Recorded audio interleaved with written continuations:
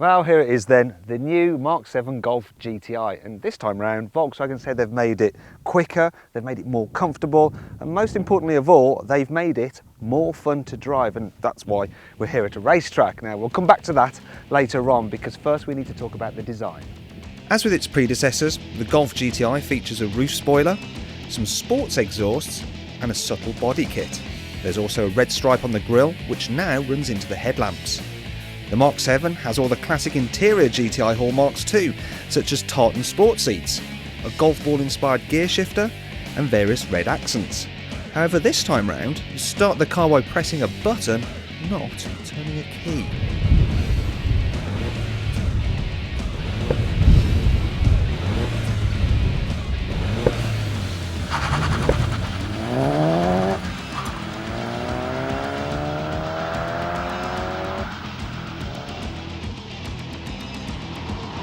This new GTI uses a reworked version of the 2-litre turbo from the old car, and when I first found out it was going to have just 217 brake horsepower, I thought, it's a little bit off the pace really, isn't it? You know, a Ford Focus ST has almost 250 horsepower, but that figure doesn't tell the whole story. You see, torque is actually up from 280 Newton meters to 350 Newton meters, so this car has the same amount of torque pretty much as a Scirocco R. And as a result, it can do 0 to 62 miles an hour in 6.5 seconds, which is on the pace. The engine is good for 152 miles an hour, yet despite this performance, VW says it can return up to 47 miles per gallon and emits just 139 grams per kilometre of carbon dioxide. The Golf GTI is built on VW's excellent MQB platform. However, it rides 15mm lower than the normal Golf, and its springs about 30% stiffer, and that obviously makes it handle better.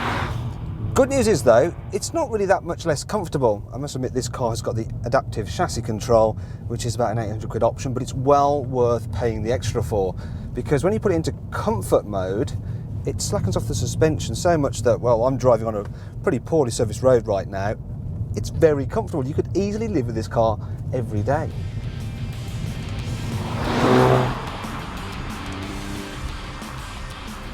Volkswagen has given this new Golf GTI variable rate steering, and it does take a couple of minutes to get used to it, but you soon do, and then you appreciate it, because it means that when you're on a fast road you don't have to apply so much lock to get the car turning in. In fact, you can go through hairpins just by doing that with the wheel, and in fact this car goes from lock to lock in just 2 turns of the wheel, whereas the old Golf GTI, that would take 3 turns of the wheel, and ultimately it makes the car more agile, it makes it more responsive, and yes, it makes it more fun. You can alter the driving characteristics of the GTI by pressing this driving mode button down here, and you can choose between comfort, normal, or sports, and that alters things like the weight of the steering, the throttle response, and if you've got it, the stiffness of the adaptive chassis control. However, if you choose individual, you can actually alter the parameters yourself, so you can have a sporty steering wheel and throttle response with comfort suspension if you like. And there's also a setting for the diff. Now, what's all that about? Volkswagen is offering the new Golf GTI with a limited slip differential for the very first time. It comes as part of a performance pack, which also includes some larger brakes with logo calipers and a 10 horsepower upgrade for the engine. And that increases top speed by 3 miles an hour and cuts the 0 to 60 time by 1/10 of a second. The limited slip diff on this car is a bit different than your traditional mechanical limited slip diff, because it's actually controlled by a computer. And so, here you go, when you turn into a corner, it acts like an open diff. There's no initial understeer like you can get with a mechanical slippy diff. And then when you floor it, it can send up to 100% of the engine's torque to the outer wheel to drag you around, and it really is effective, and it makes this car just so easy to drive fast. So you just get to the apex once again and then floor it, and you feel a little kick as the car finds more traction and just pulls you around. The new diff was developed on the Scirocco GT race car, and VW says combined with a power upgrade, it makes the car 8 seconds faster around the Nürburgring than the normal Golf GTI. This performance pack is absolutely brilliant value when you consider it costs the same as 19-inch alloy wheels, and which would you want to have some bling rims, or the performance pack with a limited slip diff, some bigger brakes and some more power. I mean, It's a little bit of a no-brainer, isn't it?